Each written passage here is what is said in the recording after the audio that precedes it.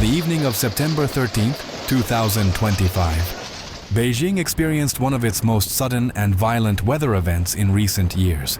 Without much warning, the capital was struck by a powerful convective storm system that unleashed force 10 winds, heavy downpours, and destructive hail across multiple districts. What began as a humid, restless Saturday afternoon quickly transformed into a chaotic night of battered cars, flooded streets, and residents scrambling for safety. The storm developed with remarkable speed. According to the Beijing Meteorological Observatory, towering thunderstorm clouds started forming over the western and southern suburbs in the mid-afternoon, feeding on the lingering late summer humidity. By the time evening fell, the system had intensified into a ferocious outbreak that lashed Fangshan, Fengtai, Mentugu, Haidian, and Chaoyang districts with hail and gale-force winds. The hailstones, though only about 2 centimeters in diameter, fell with such density and force that they left deep dents in car roofs and shattered vulnerable windows.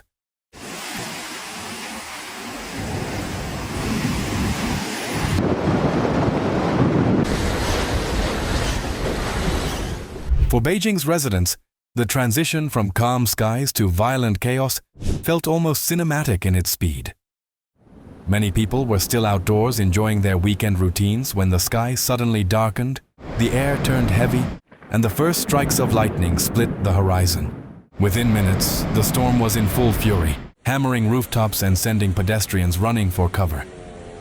One of the most visible consequences of the storm was the damage inflicted on vehicles parked across the city.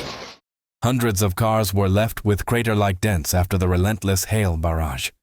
Videos shared widely on Chinese social media platforms showed rows of cars that looked as though they had been attacked with hammers, their surfaces pocked and scarred. Drivers caught on the road described the experience as terrifying. With hail pounding their windshields and winds buffeting their vehicles, many were forced to pull over under overpasses, bridges, or even the shade of large trees, risking falling branches just to escape the ice bullets raining from the sky. One driver in Chaoyang district said that the sound of hail striking his car roof was so loud that he feared the metal might cave in. Others reported shattered side mirrors and cracked windshields, adding to the tally of damage claims expected to flood insurance companies in the aftermath.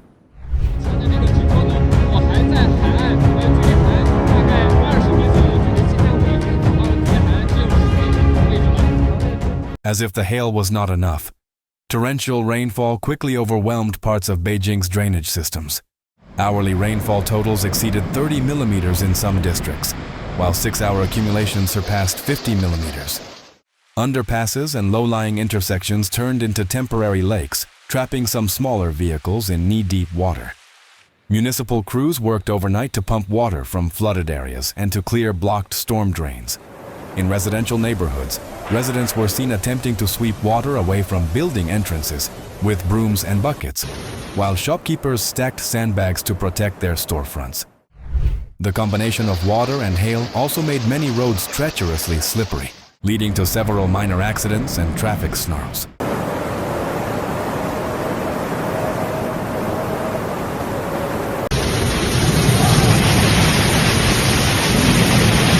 The storm's winds, measured between force 9 and 11 on the Beaufort scale, were strong enough to break branches, uproot smaller trees, and scatter debris across sidewalks and highways.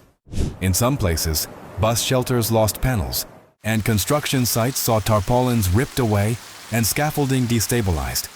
The city's fire department reported dozens of calls about falling objects, from toppled flower pots on apartment balconies to rooftop fixtures shaken loose by the gusts. Fortunately, no major injuries were reported, though several people required medical attention after being struck by flying debris. Authorities were quick to react to the unfolding situation.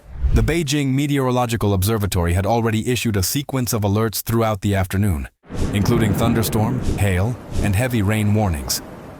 These alerts advised residents to stay indoors, avoid unnecessary travel, and steer clear of trees, billboards, and power lines vulnerable to collapse. Emergency services were placed on high alert as the storm hit. Crews were dispatched to inspect major roadways, subway stations, and drainage systems to prevent large-scale accidents. Although the storm was fierce, the city was spared the kind of widespread power outages that sometimes accompany such events, thanks to rapid inspections of electrical facilities and swift responses to localized issues.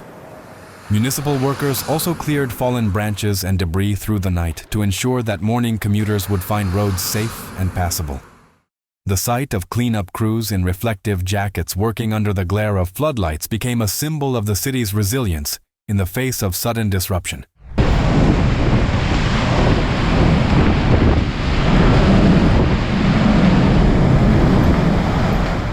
Meteorologists were quick to analyze the event.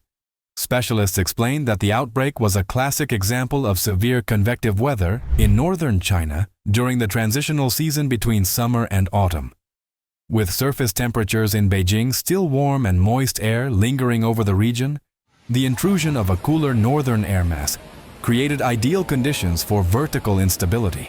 As the cold air forced warm, humid air upward, violent convection developed.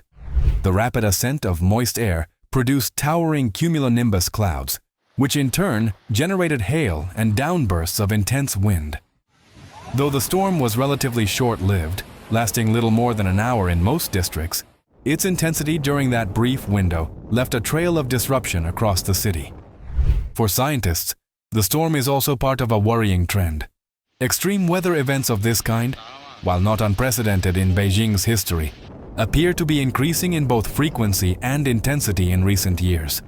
Many experts connect this trend to the broader impacts of climate change, which has disrupted established atmospheric patterns and contributed to regional instability.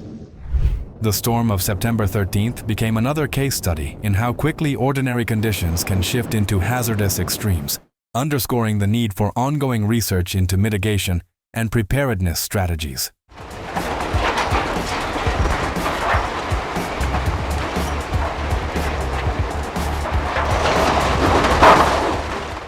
For ordinary citizens, however, the experience was less about scientific explanations and more about the raw feeling of vulnerability.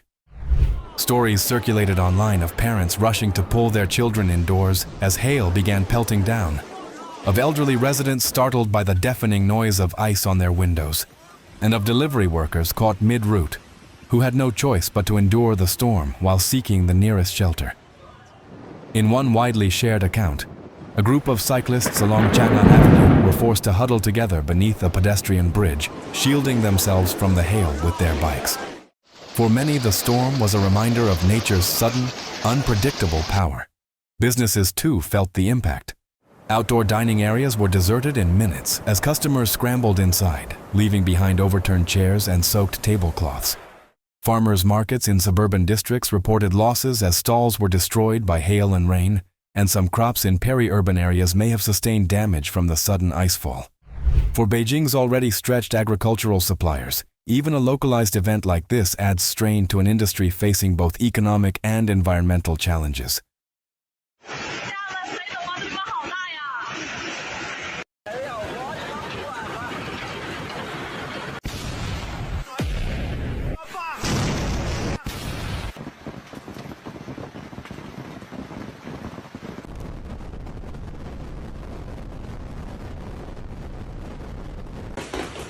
The cleanup the following morning revealed the extent of the chaos. Streets were littered with broken branches, shredded leaves, and the remnants of shattered signs. Residents inspecting their cars sighed in frustration at the rows of dents, while some workshop owners began advertising hail damage repair services almost immediately, a testament to the resilience and opportunism that often follows disaster. Children, meanwhile, were seen collecting leftover hailstones from sidewalks and comparing their sizes, treating the event as both frightening and strangely exciting. Officials emphasized once again the importance of paying close attention to weather warnings and being prepared for sudden changes. Public service messages circulated widely through television, radio, and smartphone apps, reminding people that vigilance and precaution remain the best defenses against natural hazards. City planners also reiterated their commitment to strengthening Beijing's infrastructure, from drainage upgrades to improved storm response coordination, in order to minimize disruptions in the future.